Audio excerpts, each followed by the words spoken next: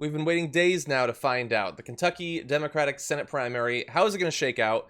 As election night went on, Amy McGrath was generally up. Eventually, as more and more of the absentee mail-in ballots came in, Booker got up.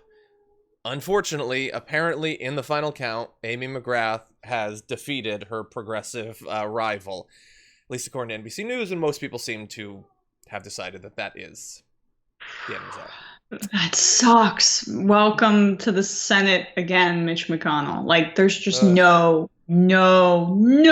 chance that a pro-Trump Democrat with an incoherent political philosophy with zero charisma message is going to beat him. There's no way. And that's really disappointing because based on just the areas that were outstanding in terms of, Jefferson County in Kentucky, you kind of thought that Booker could pull it out, but it was very highly contested, and I'm bummed about that because it was such a great primary night in New York, and there were a lot of high hopes for Booker, as I just mentioned. Just kind of a punch in the gut because I do think Charles Booker could have beaten. I think he could have beaten Mitch McConnell. Yeah, look. It's possible, maybe, because I largely agree with everything Emma said. We could be wrong. And maybe, the election just goes so badly against Donald Trump that Amy McGrath, despite everything that she does to throw this thing, ends up winning. That is possible. If that happens, good. I would argue that if that happens, Booker would have won by even more, and we'd have someone in the Senate that actually seems to give a damn about what's going on. The idea that Amy McGrath is going to beat the leader of the Republican Party by attacking him almost exclusively on him not being good enough at giving Trump what he wants is madness. And I guess, how many times have we had to say this?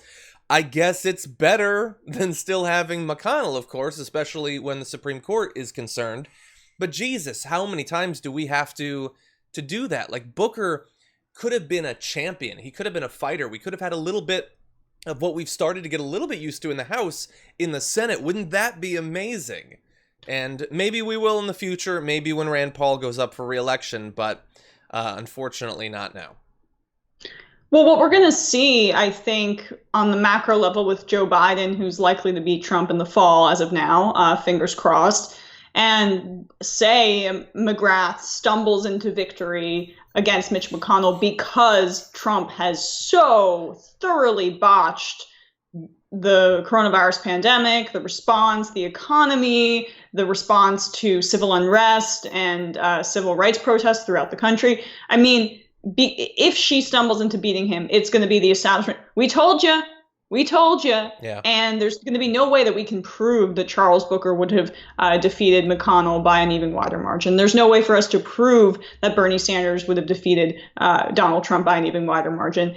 Or would have just defeated him in general. I think that's definitely true. But their lack of political instincts, or their paid to the fact that they're paid to have poor political instincts or instincts that favor the establishment, they're going to say, oh, progressives just making that up.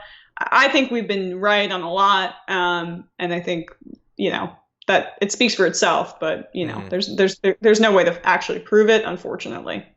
Yeah, it's just such a disappointing. Like, we already know what every day of this election is going to feel like when it comes to her. The ads she's going to run.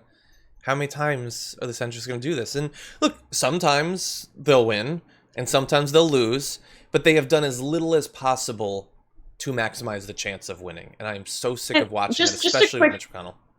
Sorry, just a quick point on that. I thought you'd finished talking, so I can take over your show, obviously. But like, it's so cynical what she's doing, trying to thread that needle because Trump's more popular in Kentucky than Mitch McConnell. Like, I'll be a pro-Trump Democrat, or I'll put through his agenda. Like, it's incoherent, but it's so slimy political maneuvering, just basically positioning yourself purely based on polling data in your state. It's gross, I think, her entire strategy. 100%. Are you done speaking now, Emma? Okay, good. I think so. I'm kidding. Yeah, it's It's going to be a disgusting election to watch. And, here's an idea. If you are the statewide candidate being massively backed by the Democratic Party and Democrats around the country, and they shower, just for the primary, $40 million on you, and you have all this money, maybe look at a state that still kind of likes Mitch McConnell and does like Trump, and maybe try to do something about that with the tens of millions of dollars of ads you're going to run. Maybe rather than just trying to sell yourself as the person who can work with Trump, maybe try to get Kentucky to catch up to the rest of the country and realize that they are both an absolute disaster. That's an idea, but what do I know? I mean, she's basically a Lincoln Project candidate come to life, so maybe they should just run her entire campaign for her. They at least attack Mitch McConnell and Trump more than she does. I would say she's not yet one of them. She doesn't go as hard as them. No, that's what I'm saying though. Like in terms of what they believe in, they're Republicans that just hate Trump. She's basically a Republican, whatever. So ideologically they're aligned. But again, like, it can't be overstated how successful Booker was when he was outspent 14-1 by Chuck Schumer's, handpicked candidate in Amy McGrath.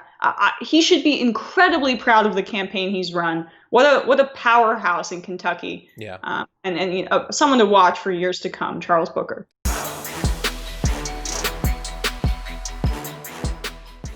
Check out the Damage Report podcast each day, wherever you get your podcasts, whether Pocket Casts or Stitcher or iTunes. You can join me as I give you the news and stories you want, with a range of co-hosts and interview guests jumping in on the fun each day. Again, that's the Damage Report, wherever you get your podcasts. And if you get them at iTunes, don't forget to rate and review. Sometimes I'll read them live on the show.